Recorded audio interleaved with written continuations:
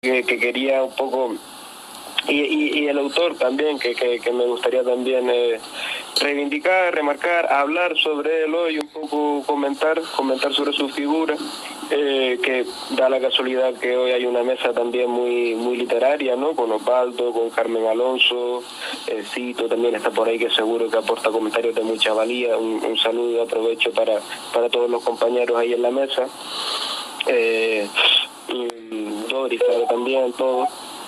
Me gustaría comentar el cuento, ya cuento bastante conocido, bastante nombrado y recientemente, ahora veremos por qué, de La Lapa, por el escritor Ángel Guerra, ¿no?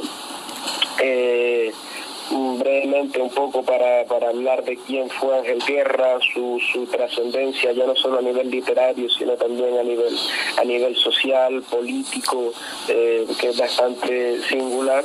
Pues bueno, hablar un poco de quién fue. Ángel Guerra, conocido como su verdadero nombre era José Betancor Cabrera, adoptó el seudónimo de Ángel Guerra por un personaje galdosiano, ¿no? De Benito Pérez Galdós. Él fue escritor, periodista, político, traductor y crítico literario, nacido en 19 de marzo de 1874 en Teguise. Su padre, cuando él era muy chico, migra al Uruguay. Con la ayuda económica de sus tíos maternos, traslada a Gran Canaria, en donde ahí estudia secundaria. Vuelve a Lanzarote para trabajar como maestro de escuela y ahí también empieza a dar a conocer sus primeras obras.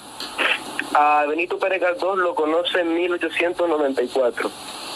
A partir del 96 es cuando, como escritor, como comentaba, un personaje galdosiano, Ángel Guerra. Un poco con la idea de que él mismo se identificaba en lucha consigo mismo y con la sociedad también. Esa dualidad, ¿no?, de Ángel Guerra, esas dos ideas. En 1900 va a Madrid, donde es después también acogido por Galdós y por su familia, y ahí escribe después en varios periódicos importantes. Además de crónicas de actualidad política y social, divulga críticas literarias.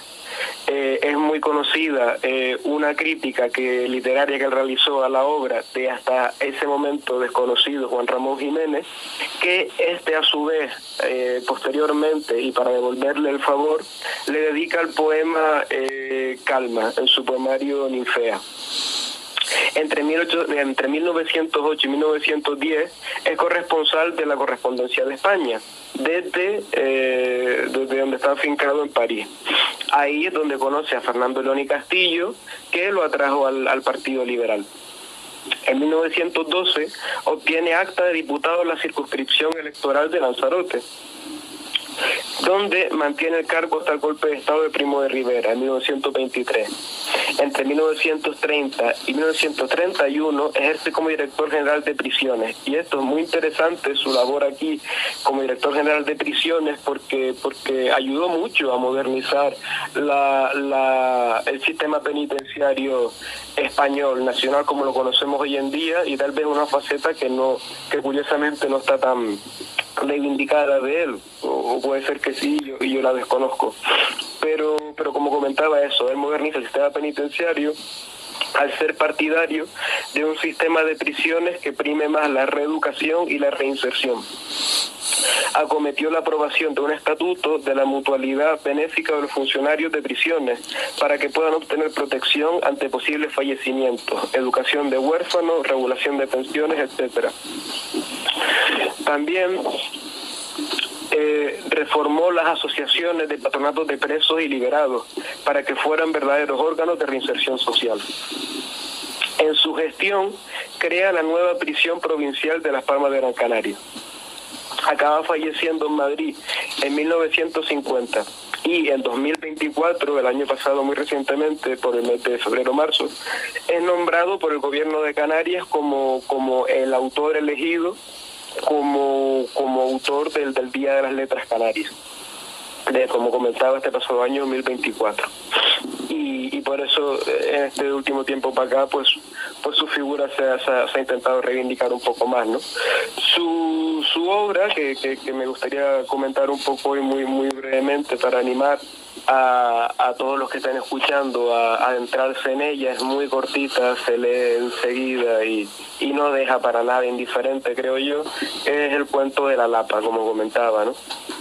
Que se podría definir como una odisea marítima o atlántica o que atraviesa el ciego Martín y su quien la acompaña como su lazarillo, que al mismo tiempo es su hijo, Benjamín.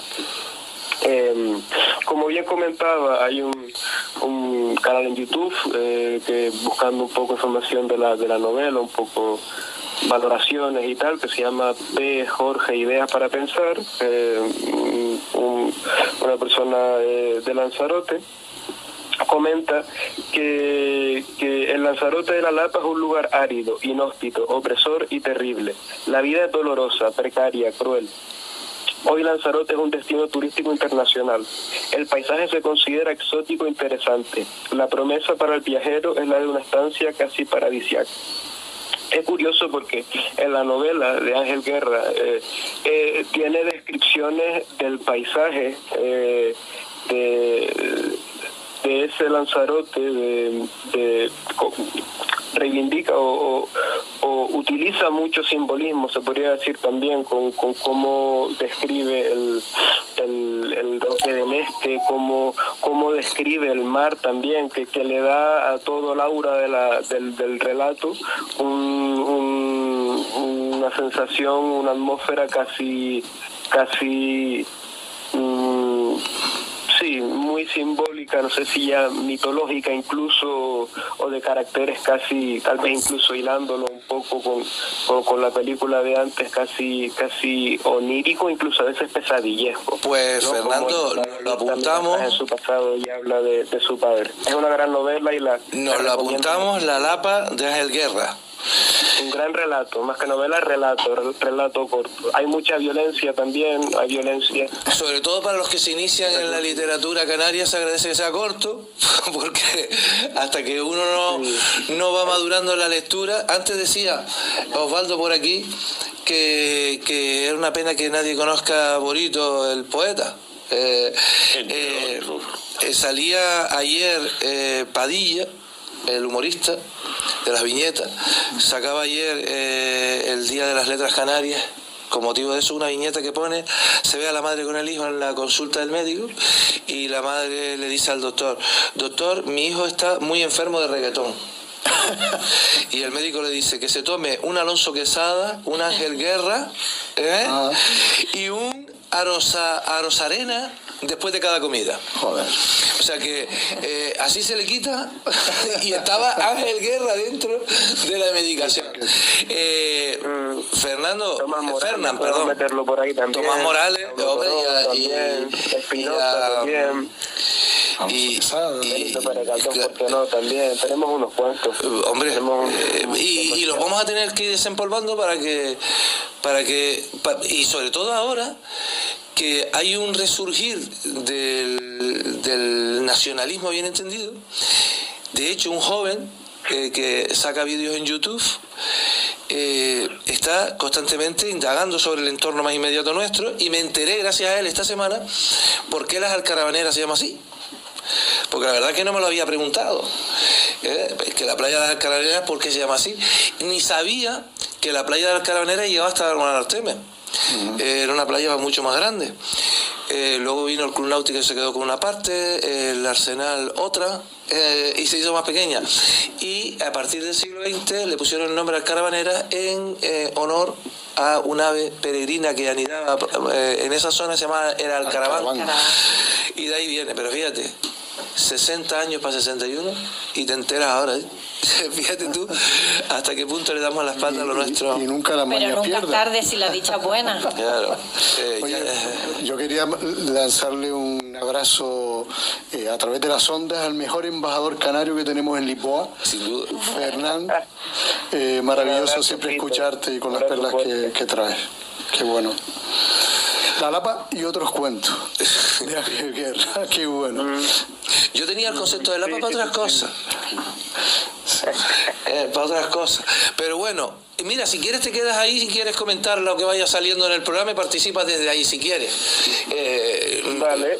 Si me permites, Antonio, un breve comentario para cerrar aquí la intervención con la obra, muy breve para cerrar.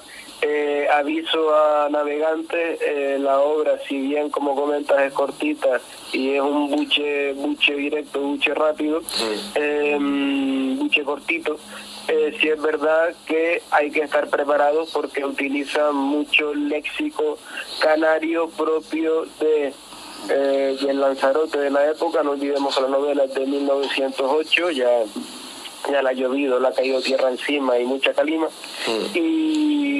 y entonces lo que Ángel Guerra intenta recrear en el relato es eso, jugar con un léxico muy particular, muy regional, muy de una zona muy específica, ¿no? Porque no es Lanzarote, es más bien el léxico rural de Lanzarote específicamente, y claro, todo también con un prisma literario, ¿no? En el sentido que juega también con el lenguaje a su manera. Y por ahí es eso, quien quiera entrarse en el relato, que animo muchísimo a hacerlo porque esto es un descubrimiento que no lo haya hecho, que tenga eso en cuenta y que se deje llevar. Yo creo que el tema es dejarse llevar y tal vez así uno se puede transportar a ese universo, ese imaginario, como comentaba, casi místico o sí, creo que la palabra puede ser un poco esa, místico, que él intenta recrear con esta historia que nos cuenta. Como decía, que en momentos de mucha violencia el personaje de Martín es al mismo tiempo violento, como tú puedes sentir empatía por él, ¿no? Por su ceguez, por su todo, y al final te quiere contar eso, historias de personas a pie de calle, entre comillas, personas cuyas historias no serían contadas si no fuera alguien que las escribiera, personas de entornos rurales. Y yo he dicho que hay que darle un programa a Fernán. Hay que darle un programa a Fernán porque él dice muy breve, pero cambio corto. que hable más que yo tiene mérito, ¿eh?